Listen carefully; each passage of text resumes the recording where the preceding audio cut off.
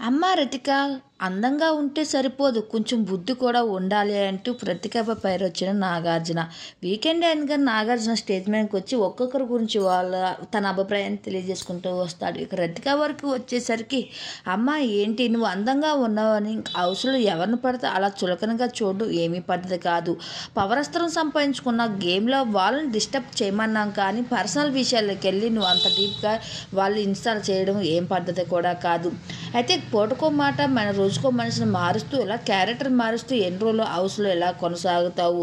నువ్వు కొన్ని రోజులు ఎవరితో క్లోజ్గా ఉంటావు, కొన్ని రోజులు పల్లవి ప్రశాంత్తో క్లోజ్గా ఉంటావు. ఎవరిని ఏమనాలి అని నాకు అర్థం వాళ్ళు తిరిగే చూస్తే మళ్ళీ వాళ్ళది తప్పు అన్నట్టుగా మొండిగా మాట్లాడుతూ వస్తావు.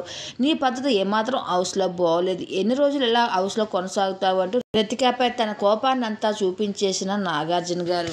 హౌస్లో అయితే నీ పద్ధతి ఏం బాగోలేదు, ఇప్పటికైనా మార్చుకుంటే బాగుంటుంది అంటూ చెప్పుకుంటూ వచ్చారు నాగార్జున గారు రతికకు.